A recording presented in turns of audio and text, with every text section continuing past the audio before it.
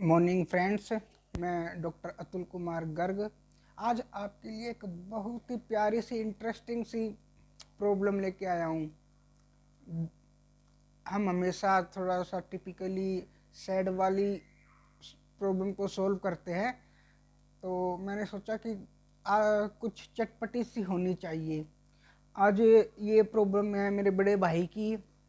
Cousin brother है मेरे बड़े, उन्होंने वे लिखते हैं, अतुल भाई मेरी शादी को 5 साल हो गए हैं, परंतु मेरी वाइफ का नेचर अच्छा नहीं है, हमेशा गुस्से में रहती है।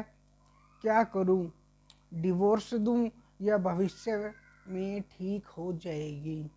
तो मैं सबसे पहले अपने भाई को कहूँगा कि आपने 5 साल तक वेट किया है, आपने 5 साल तक उनके साथ रहे हो, उनके अच्छे बुरे समय में, उनके बुरे वक्त में उनके आपने साथ नहीं छोड़ा, तो थोड़ा सा और कोशिश करना चाहिए।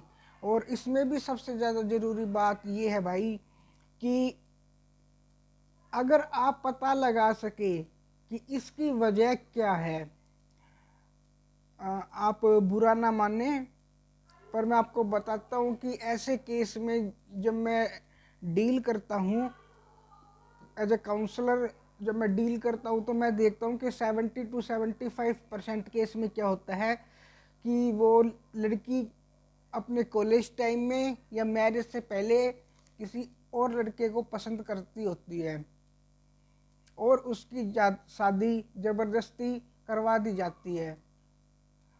ये उसके अंदर गुस्सा पैदा कर देती है। वो कर कुछ नहीं सकती, ना अपने मदर फादर के अगेंस्ट जा सकती, अगर जा सकती तो मैरिज से पहले जाती, ना आपको कुछ बता सकती, ना आप, वो अपने आप को सजा देती है कि मैंने उसे धोखा दिया या मेरा प्यार मुझे नहीं मिला। उसके माइंड में हर वक्त यही बात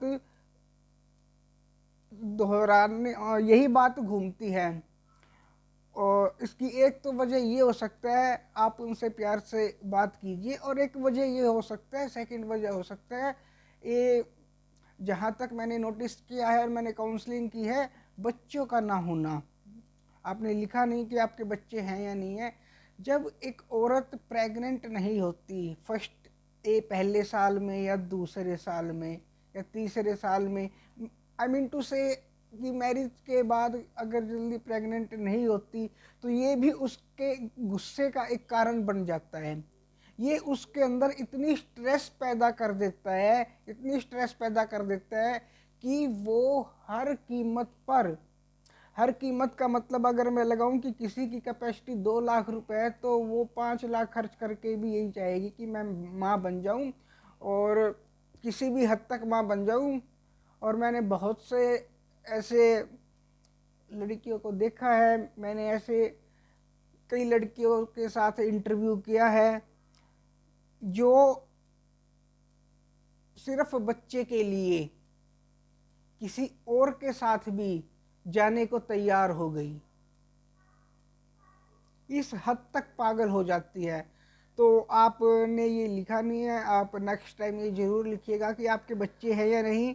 और वाइफ का नेचर मेनली इन्हीं दो बातों पर डिपेंड करता है। और एक तीसरी बात, जब हम इसमें आपके मंच, अपने मंच पे ज़्यादा खोल के नहीं बताते, क्योंकि हमारे व्यूवर्स में हमारी बहनें भी होती है, छोटी बहनें भी होती है, बड़ी बहनें भी होती है। बट चलो हम टैरो कार्ड देखते हैं, ज़्यादा डिटेल में बात मैं उनसे ऑनलाइन कर लूँगा। हम कार्ड देते हैं, हम राइट टू लेफ्ट 27 नंबर का कार्ड पिक करेंगे। देखते हैं टैरो उनका क्या करता है, ईश्वर उनकी मदद करे।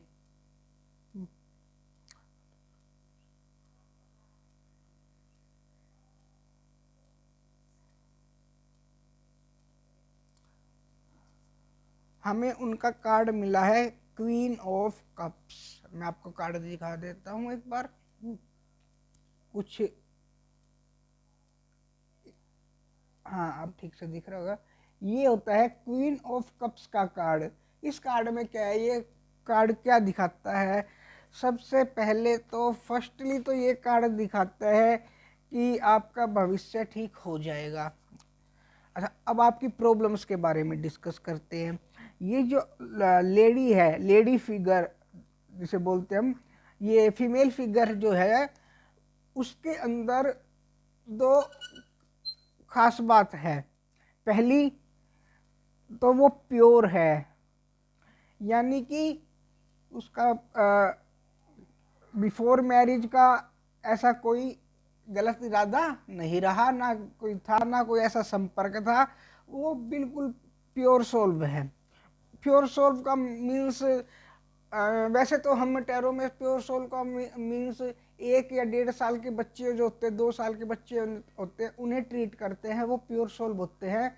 लेकिन इन्होंने जो वाइट ड्रेस डाला है, उससे भी हम कहते हैं प्योर सोल का मतलब जिसके दिमाग में ज़्यादा गंदगी ना हो, जो किसी के विषय में ज़्यादा बुरा ना सोचे मेनली।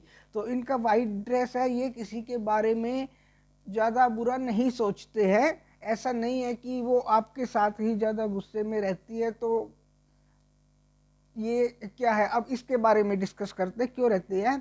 उनके पास एक ट्रॉफी है उनके हैंड पे, और वो एक सिंहासन पर बैठी है।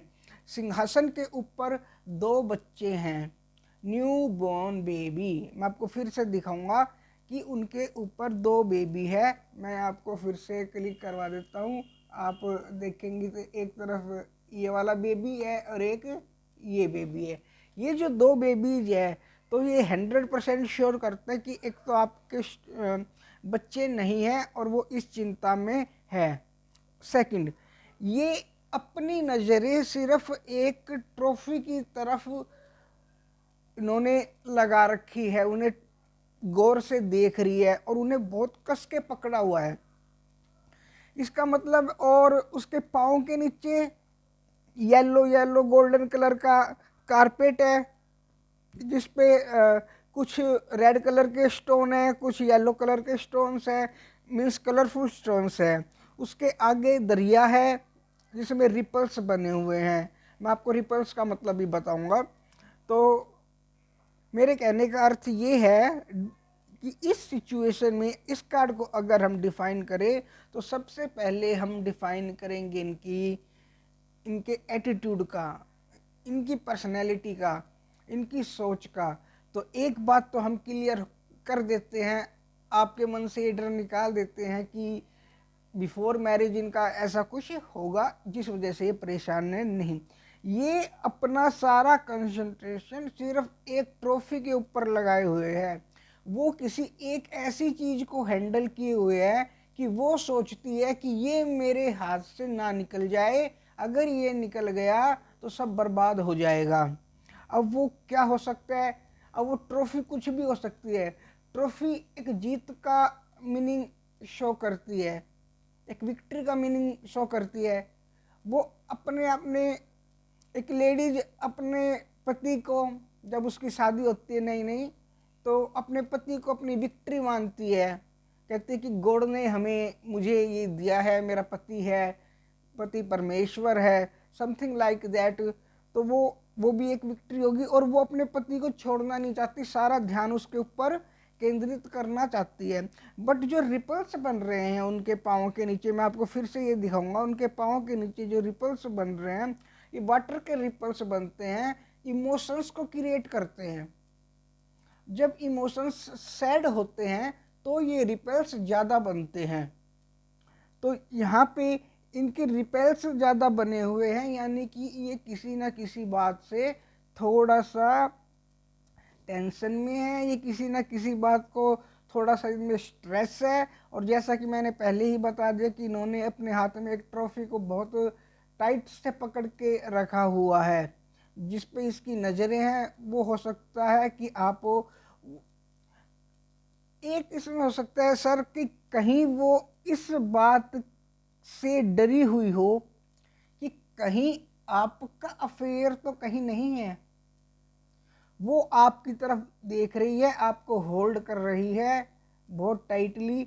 तो उसे डर है कि हो सकता है या किसी ने उसे ऐसा बताया हो, या उस मतलब उसे वो बहकाना जो कहते हैं, थोड़ा बहकाया हो कि आपके हस्बैंड का अफेयर वगैरह चल रहा है, तो ऐसा कुछ। और उस वजह से वो स्ट्रेस लेकर, बहुत जल्दी स्ट्रेस लेकर, जो बहुत अच्छी वाइफ्स होती है, बहुत सिंपल वाइफ होती है, वो क्या करते हैं, अपने पति को भगवान मानती है और उसके बारे में कुछ भी कहते हैं ना तो उससे बर्दाश्त नहीं होता। ये जस्ट सिचुएशन ये भी हो सकती है। तो आप अपने आप को भी एक बार टटोल कर देखिए, अगर ऐसा कुछ है तो आप अपने, तो आपको पता है आपको क्या करना है। इसके बारे में इनके पास नॉलेज भी है, ऐसा नहीं है कि ये बिल्कुल अनपढ़ गवार है। कई बार हम देखते हैं कि बहुत ज़्यादा बिल्कुल इलिटरेट पर्सनैलिटी के साथ आपकी मैरिज हो जाती है। वो कपल कोई भी हो, मेल हो या फीमेल हो, दोनों आते हैं इसके अंदर, तो वो डिस्टर्ब रहते हैं। ऐसा नहीं है, इनके पास ठीक है एनर्जी है, अच्छा सब कुछ अच्छा है, नॉर्मल है, एवरीथिंग नॉर्मल। बस ये 2 चाइल्ड, ट्रॉफी और आपका क्राउन, ये सब इसका पॉजिटिव दिखाते हैं। अब आपकी ज़रूरत है आपके अंदर देखने की, क्वेश्चन भी आपका, आंसर भी आपका। और ये जो क्वेश्चन था ये हमें भेजा है पारस जी ने। ये इनका मेडिकल का स्टोर है हिसार के अंदर, पारस मेडिकल के स्टोर के नाम से इनका हिसार में स्टोर है। हिसार को स्टील सिटी भी कहते हैं। ये स्वर्गीय माननीय श्री ओम प्रकाश चौटाला जी की भूमि रही है। और सावित्री जिंदल जी, इनकी वाइफ, वो इनके नेक कामों को आगे बढ़ा रही है। आपको मैं बता दूं, जो इनकी वाइफ है सावित्री जिंदल जी, वो ऑल ओवर वर्ल्ड अंडर 100 के अंदर successful women's and personalities women's जो कंट्रोल कर सकती है, एडमिनिस्ट्रेशन वुमेंस के अंडर आती है। तो ये हमारा देश का नाम ऊंचा करती है। और इनके बारे में बताऊं तो ये भी सांसद है, इनके बेटे नवीन जिंदल जी भी सांसद है। ज़्यादा बातें ना करते हुए और अपने टॉपिक से ना बदलते हुए, मैं फिर एक बार फिर से पारस जी को कहूँगा कि भैया प्लीज़, आपने एक साइड तो उनका तो देख लिया कि वो गुस्से में है, एक साइड अपना और देखना, उसके बाद हमें बताना कि रियल बात क्या है। जो मैंने कहा उसमें अगर कोई सिचुएशन की रेट होती है तो हम उसका भी सॉल्यूशन ज़रूर करेंगे। और हमारे व्यूअर्स तो हमेशा हमारे साथ जुड़े रहते हैं, वो हमेशा प्रयास करते हैं कि हम उन्हें एक अच्छा से अच्छा कोई सॉल्यूशन दें, ताकि उनकी ज़िंदगी थोड़ी बेहतरीन हो सकता है किसी का कमेंट इतना प्यारा हो, इतना अच्छा हो, पॉजिटिव हो कि किसी की लाइफ चेंज कर दे। तो इसी के साथ व्यूवर्स को ये कहते हुए कि कमेंट कीजिए, अपना विचार प्रकट कीजिए। अब मैं अलविदा लेता हूँ। कल मिलेंगे दोस्तों, कल मॉर्निंग के अंदर। Thank you very much for